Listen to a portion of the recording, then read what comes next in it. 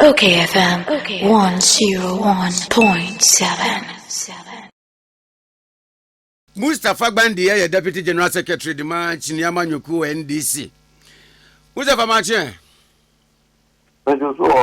Na boko die. Papa nyami ai adom. Hey, apra maboni bebia mafefe nyina ekire na anope ahoden wo hosa no. Papa man. Nsa. Kafra se ya 20 ya yenye echeso nti. We aka 19 days na eja ye de akogu na eja majima home. Eno ye de bon krata dodo no a wo de aba. Se penia wo hye nase.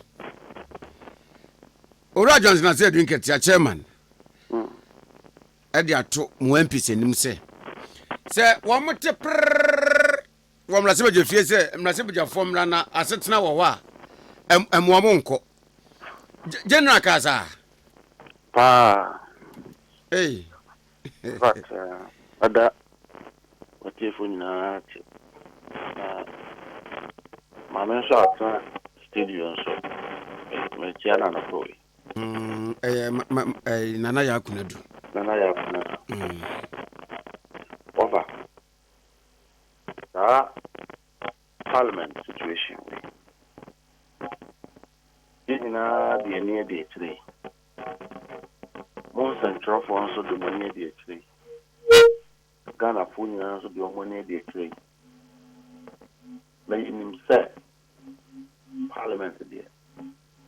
I'm not funny in a the young corner of my Parliament in some. Getting in our support. They are buying the possible. Now, occupy the other divide at our the cohort. Particularly, one government. Now we are majority leader. And I've said, sir, there have been times, sir, Omopako approved the 7 minister. Our party, a chore, character, command, NDC, MPs, sir, more approval minister.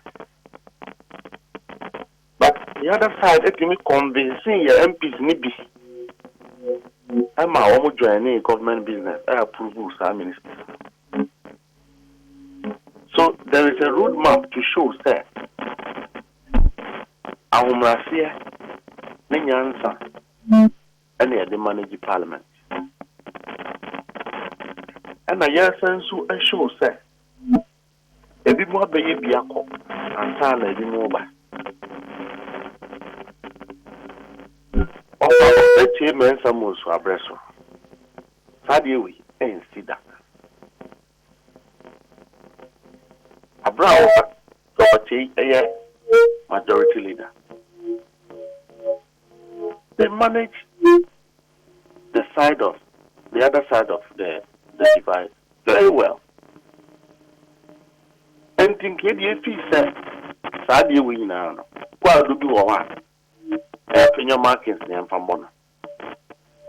Sir, he has demonstrated full competence and he has demonstrated utmost disrespect to the Speaker of Parliament and his own colleagues. Meanwhile, we now when the market chokata said, Yerry convened and as Yerry called Parliament on emergency. There's government business. Because one month shas, you say, MDC 4% disrupting government business and it's not sabotage government through Parliament. So sabotage no na Ghana foji tum say MDC won sabotage one. Ni ebe ko so sabotage one. Because aban we Unya acquires that they should not be able to do anything grab Ghana for them. Loans are already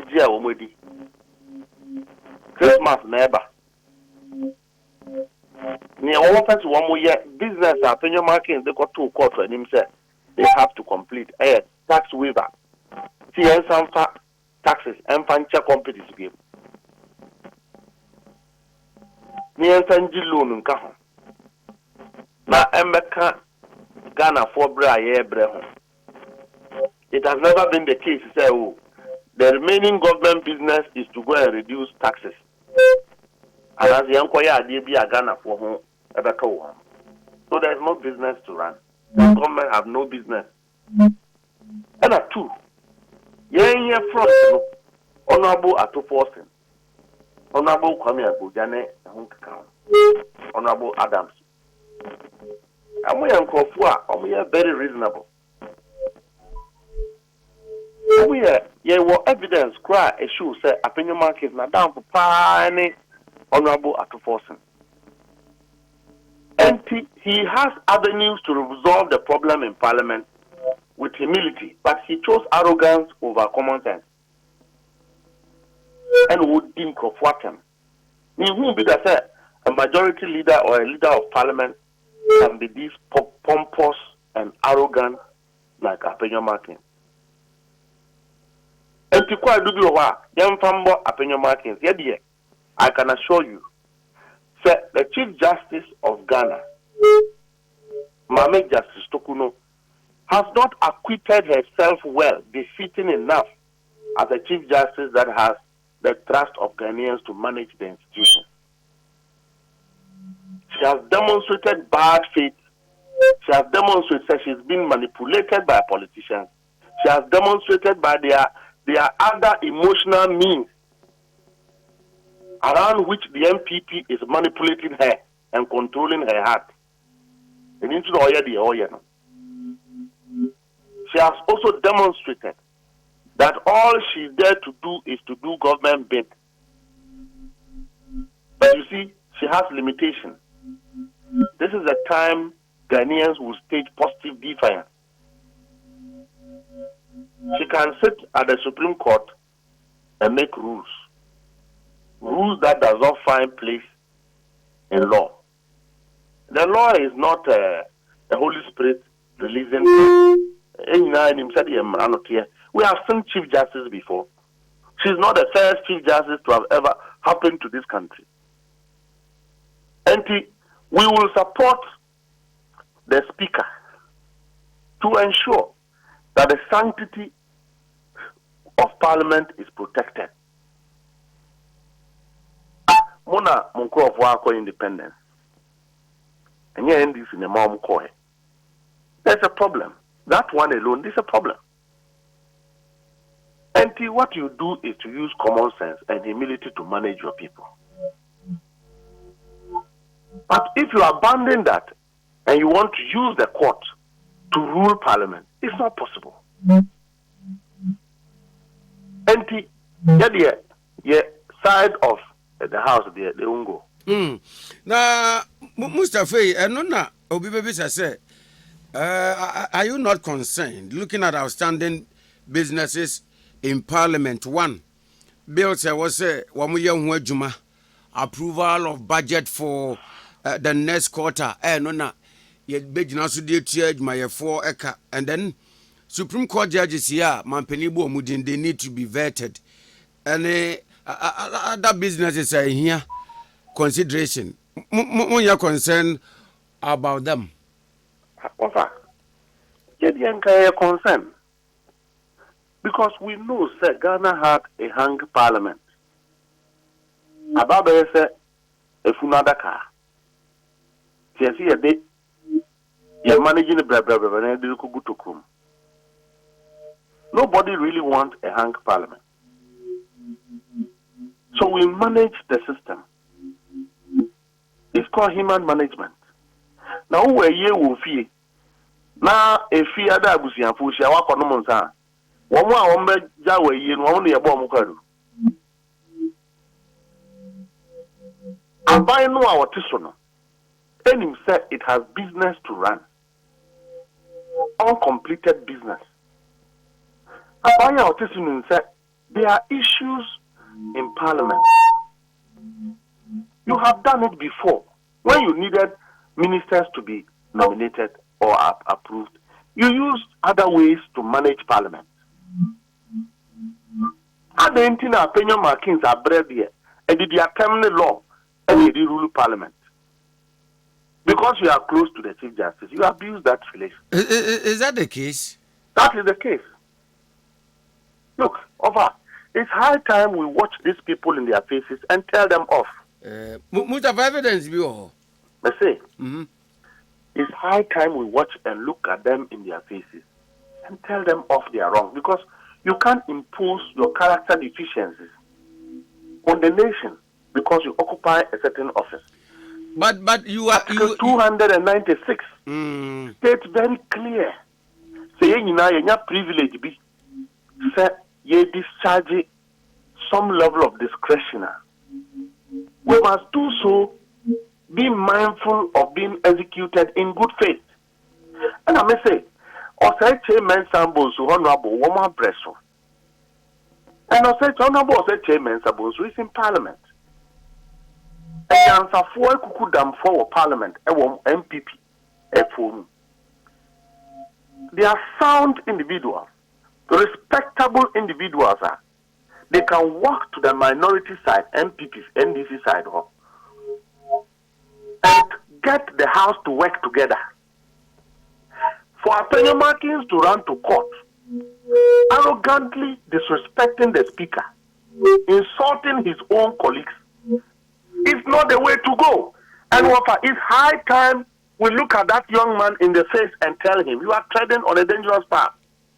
But Mustapha, may we not also be fair to him to agree with the Khan and some say, whatever he is doing in Libya, Nobia can put him in the context of legality. When I'm constitution, Nemraso, and Bibia, and that is the case, and probably that is the style of leadership.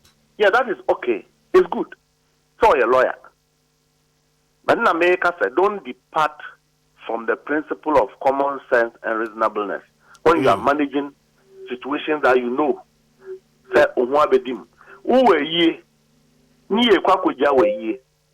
now Friday you may walk up on Nomonsa. Now a year meet here, Maswa. What's that? One more Womuko Jaway in Yamu Mukwedu. One a year in the Nizo. If you are being legalistic, legalistics have never ruled this country. And everybody knows today, this famous ruling by the Supreme Court does not find solace with the people of Ghana. I agree, sir, MPP4 can run by what the Supreme Court has done, but I think it's a shame. Sir, we have reduced our Supreme Court to what it is under Justice Tokuno. And America will say, common Parliament, we manage it with common sense, candor, and relationships. Okay. Yeah, appointing all NDC side were against it. Brana Champon poor or no crowma, yes, what two couple boy NDC for. Or no cry approve. Most of the ministers that were appointed, NDC side were against them.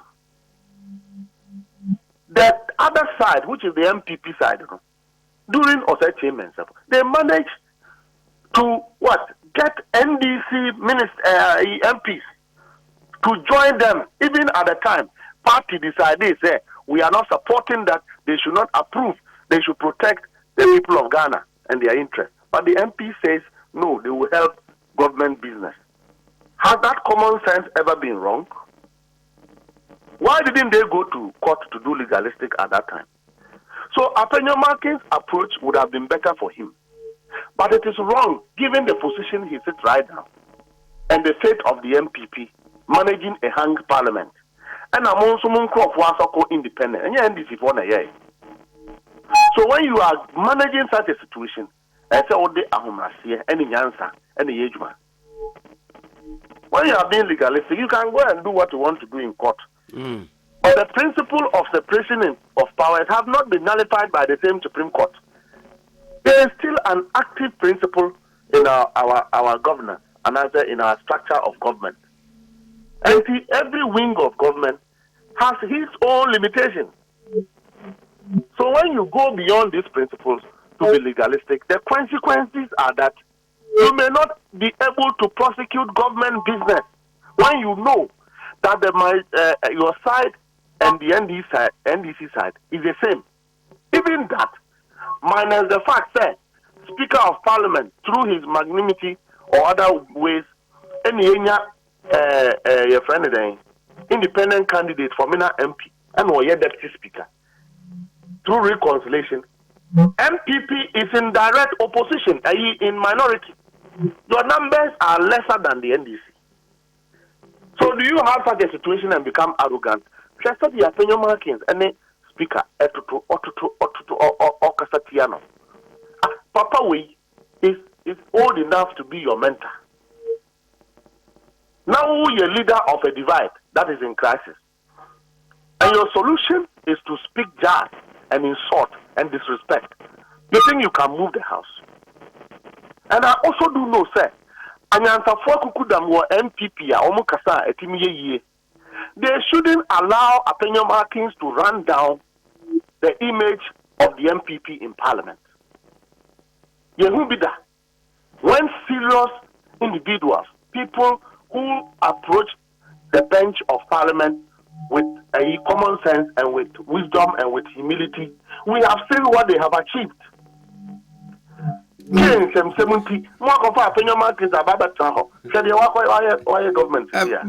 Mustapha, the reason why opinion marking receive attacks way na Mo say or ye tougher candidate to deal with when we celebrate arrogance, then he can be qualified as a tougher candidate. The product of his toughness is that you have destroyed government business.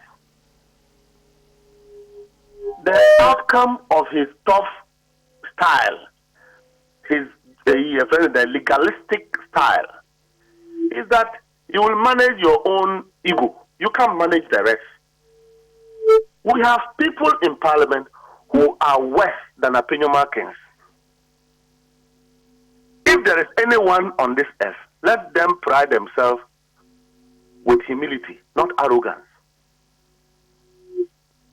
Opinion markings would have resolved the problem in Parliament if he had approached it with wisdom and humility. Osache Mensah Bonsu was a tough leader. He spoke when he had to speak. Wafa, I am in NDC. But if there is anybody, his style of speaking, Honorable Osache Mensah Bonsu. I don't agree with him politically. But I think he has managed his colleagues so that even at the time when the constituency only a problem, Speaker Babemu, Echo constituency on the Osache Mensah Bonsu constituency, Echo Buano. That is called leadership. Honorable Akuforsen, look at his style. He's a reasonable individual who believes that there should be room for engagement. There should be room for compromises. Haruna Drusu, come out here, minority leader. Look at his style. Look at the way he approached things. To understand and approach in said they can't be the same. Approach, is not good for the seasons we find ourselves in. A year. Man, Friday night. Mustapha Gbandi to you. No, not to me. We are just telling you that the problem we know can be resolved using the political divides. MPP, NDC, let me tell you, we know ourselves. We know ourselves. Opinion markings will not be the one to reinvent the wheels. And if you are leading a house, I will repeat, sir, he is going to pay the price of disrespect he has shown to the Speaker of Parliament. And we will support the Speaker of Parliament to stand on his feet. Nothing will happen. He, opinion markings, can go and bend the sea with his judgment he's holding. He can go and bend the sea. It won't happen. He won't use legalistic to override the rules and undermine Parliament as an institution. At best, or at worst, Some Ghanaians will support the judiciary. Some Ghanaians will support the legislation. But when the Chief Justice was giving judgment, I didn't think one previous judgment there. One more, and Ghana for this, ruling now, Chief Justice, was it a written judgment or it was a handwriting judgment? Is it the case that the judgment was written long before the day they sat in court? Is it the case? Friday, the first judgment now, Friday, that Supreme Court sits. What has become so compelling, sir, the Chief Justice cannot deal with issues involving homosexuality and LGBTQ. Issues involving murder of people. But yet, because of a small constitutional interpretation, the Chief Justice has made judiciary a parliament house, where she thinks that she has the power to rule parliament sitting at the court. It won't happen today, it won't happen tomorrow. Sabi a chairman ka ye no, ye de efuaso, ye divide no, ye nko. Adam musro sense muja constituency we adwuma no ba ya no besi mochi ayemo popra. Ya no de o ma de na anya said that. Ya o ma de no anya said that. Yes, obrabone ho won susuaso. Aban we abobrabone. Omo anse se wo mu niam yie. Edro bi entimi mmoa wo. Ghana force ya bre. Ghana force ye ne yede mu baaye. Nanso ye hu mu tenten ahu titia. Mo ho ofe nyina ye hu.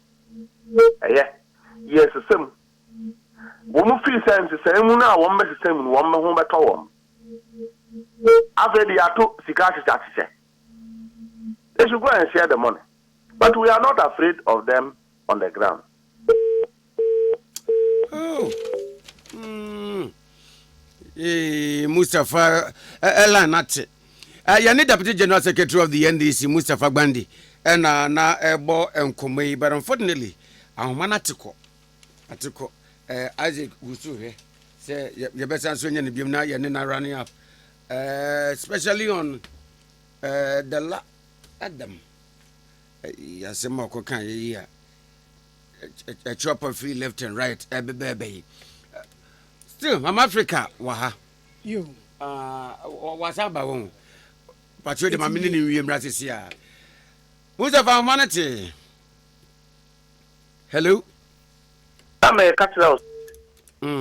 MPP for the Yahuno Womotin, Womotitia. Now, Brow of Bonocrato. Sabrano and your bra MPP as a party, no, your nympha MPP. We mukama by strange people be a Adia Wamayan, Yahuna, ne Shasani and Away yet. The level of corruption. Today, a boy MPP, dear. Wama brandy, woman, so woman, they wouldn't be anybody.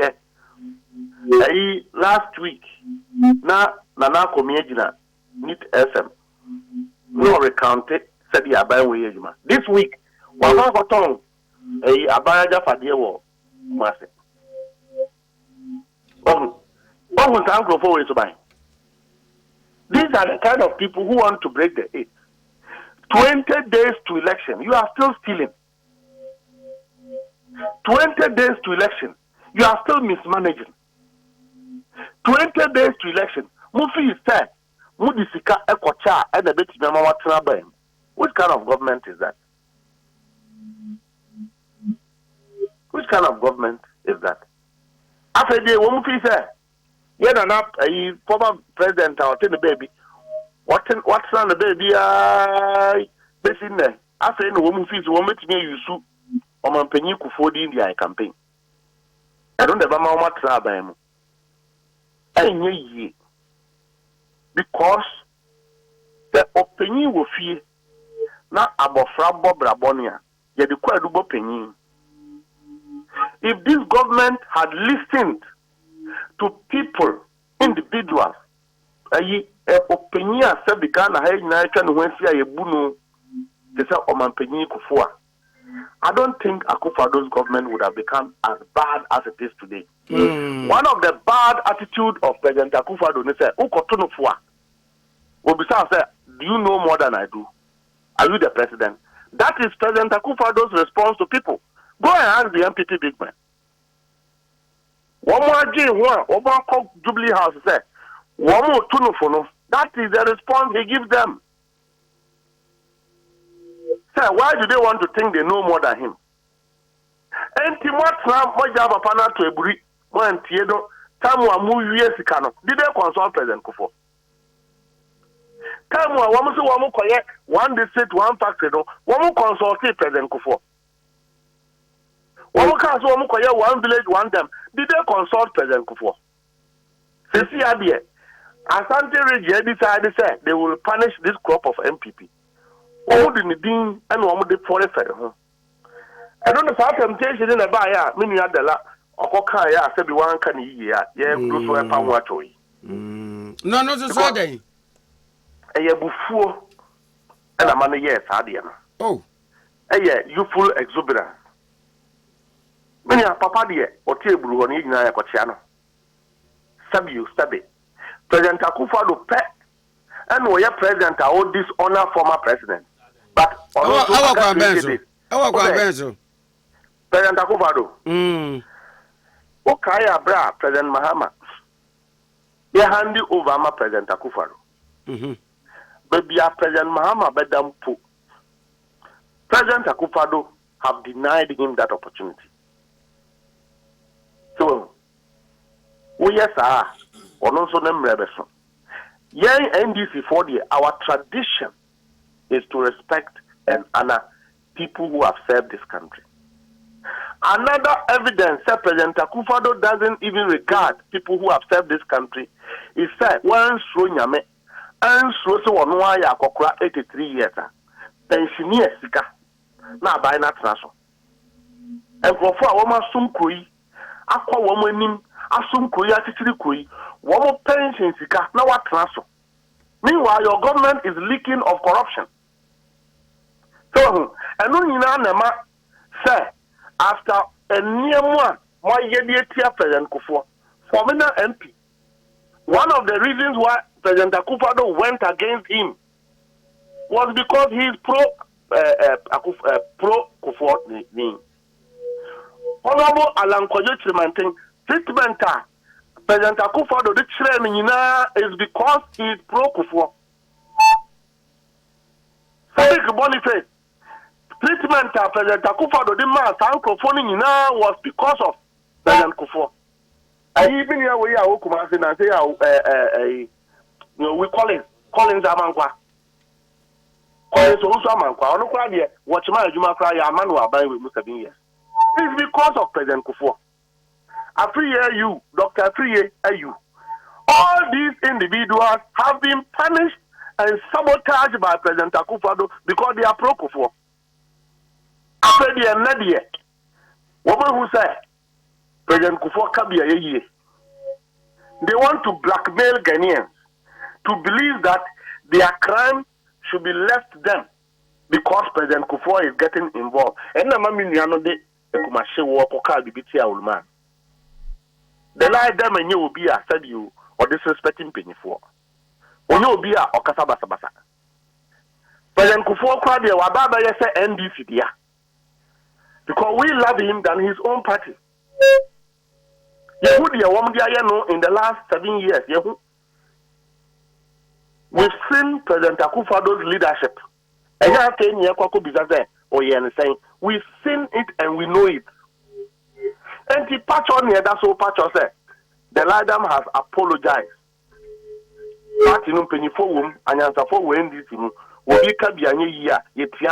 We apologize here. Koswa retreat say. Man na be in peace say. Sadia no be winning no election. It can't win him an election. Ye nyina ya kasa baby kasa ya kai ebiba utimi kasa na atraso. Now I apologize. Na be would na mo a woni na po and someone mo can will yape. If we want to hold you responsible, will you survive in this country? Someone Napo Eka. Ghanaians have just decided to write him off. as somebody who is not serious, as somebody who is not befitting of the status of a vice president. Ena omuntieno ni okabiem. Napo na be campaign manager, ono no manage napo. Na wo de unu ekuma bi aka bibia sabio etrakakra. One kwakwa tron 10 tema chokrata. You want to take political gain. He should bow his head in shame. Near NDC for Beka does not override the fact that this government is a bunch of corrupt individuals, mismanaged the economy, ran down the economy, divided our country, and put our society into trouble. Abanya LGBTQ, aya womo agenda here. Womo timi ye. Abanya womo ba minia, womo ba be katra o se, wo baba o ase die onfa wo ba. Mustapha this government is deep net involved in LGBTQ. Mustapha, what do Adaroma? Wa unia. Henry Nanabuatina na bi se obesre wa anopedi gina soma na what is it?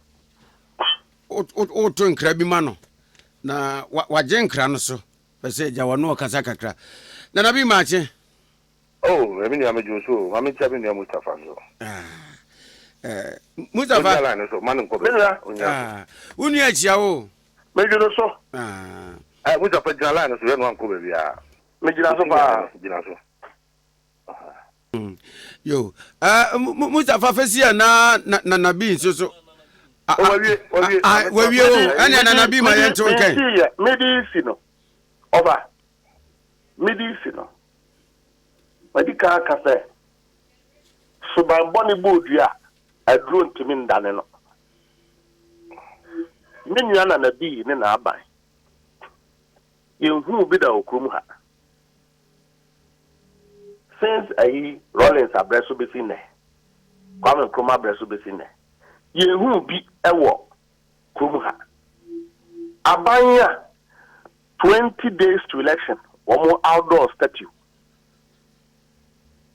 Sabano, yadi Bobra man ye. And Timiniana na been let us now watching na and Kosiaga. The ladder ma pacho. Akokra or take a people so. Would him study a dono, and him study a buno. Now, one fee say, President Kufoyo Bia, Yamia Shan and Nia Jane and Yansa. Oh, Papa will fear. Okasa Ebemua. There is no way to be wayward. This government and the entire machinery is wayward. That is why most of NDC big men who are around their party want the party to go to opposition. Today, NDC, our strength is coming from within the MPP. And Anabi does it.